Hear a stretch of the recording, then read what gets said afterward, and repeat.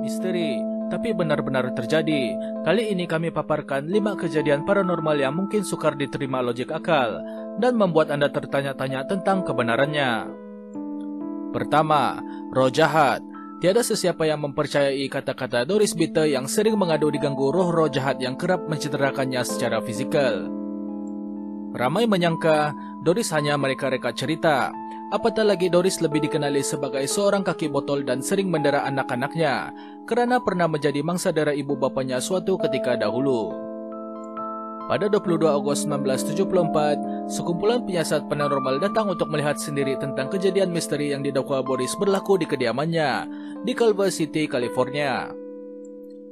Mereka menyaksikan sendiri bagaimana Doris diganggu oleh 3 entiti. Tambah mengejutkan, apabila terdapat cahaya-cahaya halus yang nampak seperti tali mula muncul di sekeliling Doris. Cahaya misteri berwarna kehijauan itu mengelilingi Doris.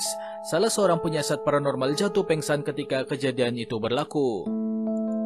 Misteri yang mengelilingi Doris tidak dapat diselesaikan sehinggalah dia meninggal dunia kerana serangan jantung tidak berapa lama kemudian.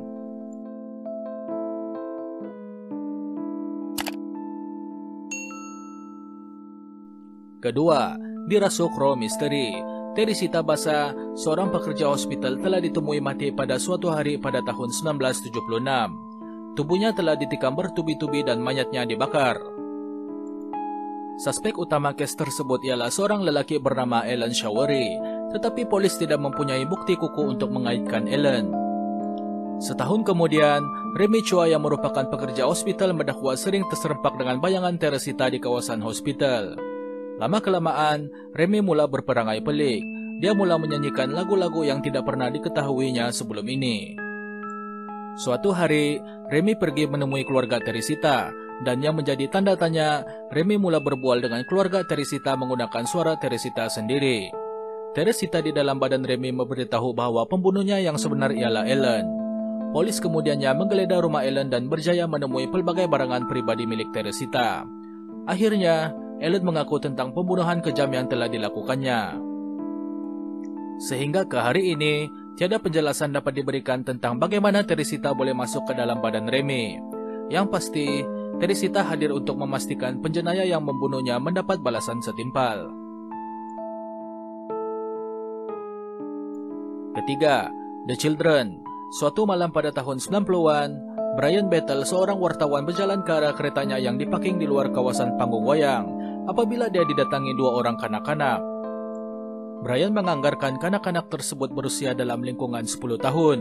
2 kanak-kanak itu mengatakan mereka ingin menonton wayang namun wang mereka tertinggal di rumah. Mereka mahu menumpang kereta Brian supaya dapat pulang ke rumah. Merasakan ada sesuatu yang tidak kena dengan kedua-dua mereka, Brian menolak permintaan mereka dan cepat-cepat masuk ke dalam kereta.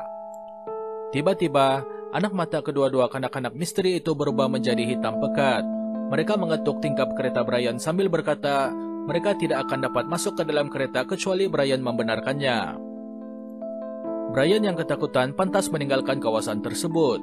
Dia menulis pengalamannya dalam sebuah blog dan sangat memeranjatkan apabila ramai orang tampil memberi respon, serta berkongsi pengalaman mereka berhadapan dengan The Children dalam pelbagai situasi. Keempat, bunuh diri. Pada tahun 1995, seorang lelaki bernama Terry Cottrell membunuh diri dengan menembak kepalanya menggunakan pistol kaliber 22. Terry yang sebelum itu telah mendaftar sebagai penderma organ telah mendermakan hatinya kepada Sonny Graham, seorang lelaki yang berusia 57 tahun. Misteri bermula apabila Sonny bertemu dengan istri Terry untuk mengucapkan terima kasih padanya. Sonny jatuh cinta pandang pertama kepada istri Terry.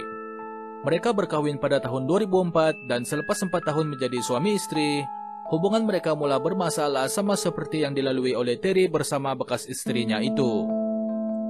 Dan sama seperti Terry, Sonny juga bertindak mengakhiri riwayatnya dengan menembak kepalanya sendiri.